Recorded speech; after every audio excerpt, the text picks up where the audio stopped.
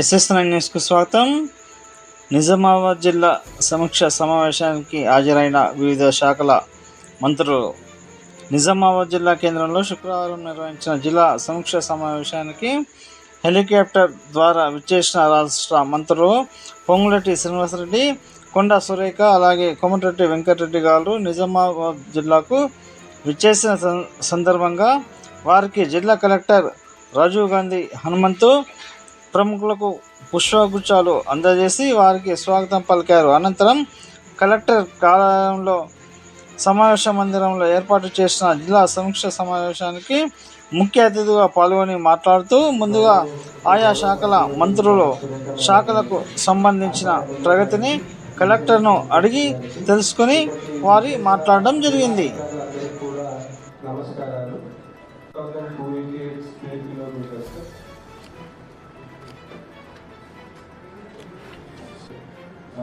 As of now, sir, collected population 16,89,540, sir.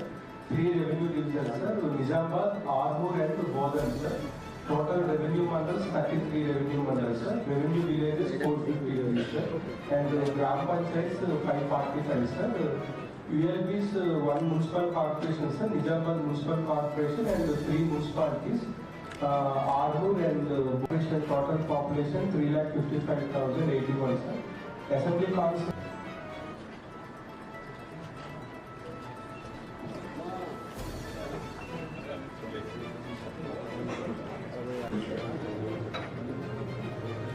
Next to Karani, sir.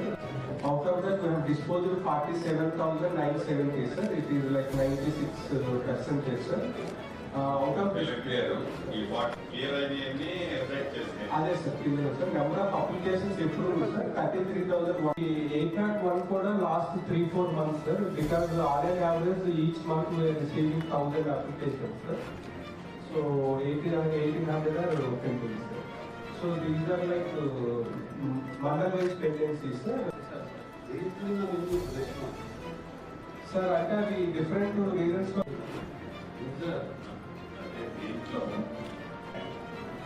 కోర్టులో కొన్ని disputes అటువంటి కొన్ని చేయలేదు. ఇంకా డిఫరెంట్ రీజన్స్ ఉంటారు. ఏదో కొన్ని పార్లమెంట్ లో ఫిల్ చేసుకొని పెట్టమంటే అది ఏదైనా జెన్యూన్ అంటే క్లియర్ చేయగలరు.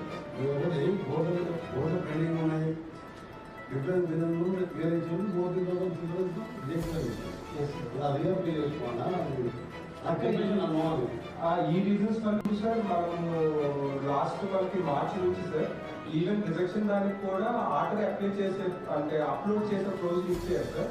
మేము with collector signature speaking order ఇచ్చి అది అప్లోడ్ కూడా చేస్తున్నాం సార్ పోర్టల్లో. సో దట్ ఆ రీజన్ కూడా వాళ్ళకి తెలుస్తుంది సార్. ఇన్ కేస్ వాళ్ళు మనకి మండల ఆఫీసర్స్కి కలెక్టర్ ఆఫీస్కి ఎక్కడికి వచ్చినా కూడా ఆర్డర్ కూడా వాళ్ళకి చూపిస్తున్నాం సార్. అంటే ఏ రీజన్ వాళ్ళు లెవెల్ పెండెన్సీస్. ఈ రాష్ట్ర ప్రభుత్వం యొక్క ఆలోచన, ఈ రాష్ట్ర ప్రభుత్వం ఇందిరమ్మ రాజ్యంలో పేదవాళ్ళకి ఏం చేస్తున్నది, ఏమి చేయాలి అన్నది గౌరవ ముఖ్యమంత్రి రేవంత్ రెడ్డి గారికి ఒక క్లారిటీ ఉంది. ప్రధానంగా కొన్ని అంశాల మీద ఈరోజు చర్చించుకోవడం జరిగింది. మొదటిగా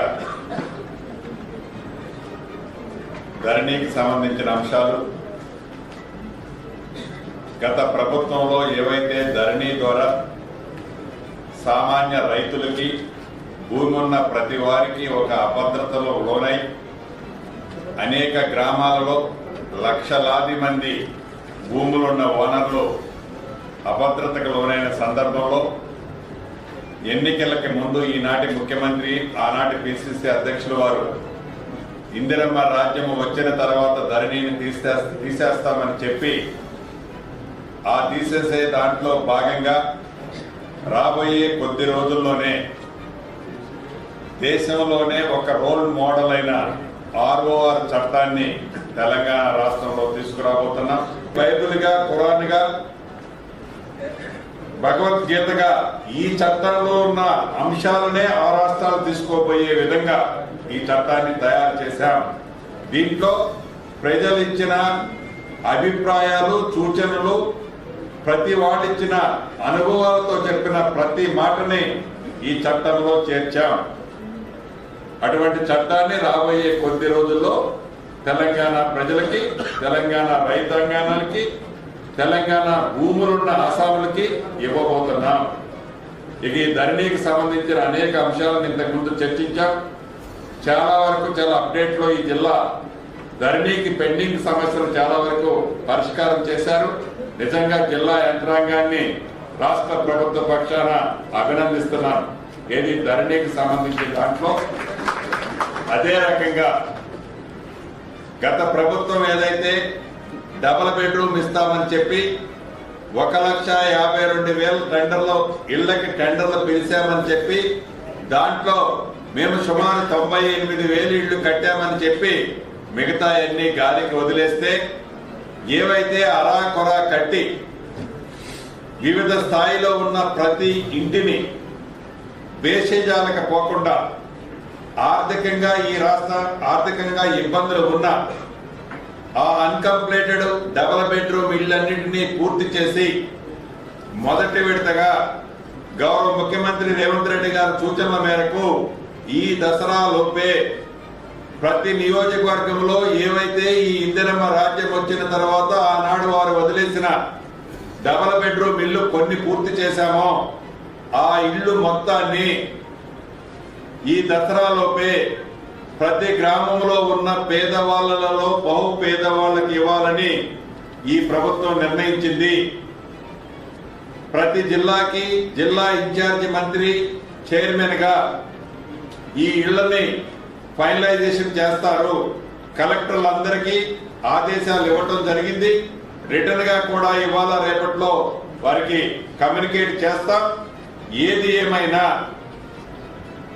కంప్లీట్ అయిన వాటిని, చెయ్యబోయే వాటిని కంప్లీట్ చేసి పేదవారికి ఇవ్వటంతో పాటుగా ఎన్నికల ముందు 6 గ్యారెంటీల్లో ఏవైతే ఇందిరమ్మ రాజ్యం వచ్చిన తర్వాత ప్రతి పేదవాడికి, అర్హులైన వారికి ఇందిరమ్మ ఇల్లు ఇస్తామని చెప్పామో మొదటి విడతగా ఈ నెలలోనే 3,500 నుంచి 4,000 ఇళ్లు ప్రతి నియోజకవర్గానికి ఇందిరమ్మ ఇళ్లు అర్హులైన వాళ్ళకి ప్రభుత్వం ఇవ్వడానికి చిత్తశుద్ధితో ముఖ్యమంత్రి గారి సూచనల మేరకు నిర్ణయం తీసుకోవడం జరిగింది. అవి కూడా విధి విధానాలు అతి కొద్ది రోజుల్లోనే ప్రతి నియోజకవర్గానికి కమ్యూనికేట్ చేయబోతున్నాం. ఈ నిజామాబాద్ జిల్లాలో కూడా సుమారు ఏదైతే 1,616 ఇళ్లు ఈ ఇందిరమ్మ రాజ్యంలో కంప్లీట్ చేసిన డబుల్ బెడ్రూమ్ ఇల్లు ఉన్నాయో వాటిని ఈ దసరా లోపు ఏమైనా పాడై ఉంటే వాటిని రిపేర్ చేయమని కలెక్టర్ గారికి ఇప్పుడే ఆదేశాలు ఇచ్చాం. తప్పకుండా వాటిని రిపేర్ చేసి మౌలిక వసతులను కల్పించి ఈ దసరా లోపు అర్హులైన పేదవాళ్ళకి ఆ డబుల్ బెడ్రూమ్ ఇల్లు ఇవ్వబోతున్నాం. వీటితో పాటు ఇందిరమ్మ ఇల్లు కూడా ప్రతి అసెంబ్లీ నియోజకవర్గానికి 3,500 నుంచి 4,000 ఇళ్లు కూడా మొదటి విడతగా ఇవ్వబోతున్నాం. వీటితో పాటు గడిచిన 10 సంవత్సరాలలో బడా బాబులు ఆనాడు పింక్ కలర్ షర్ట్ వేసుకొని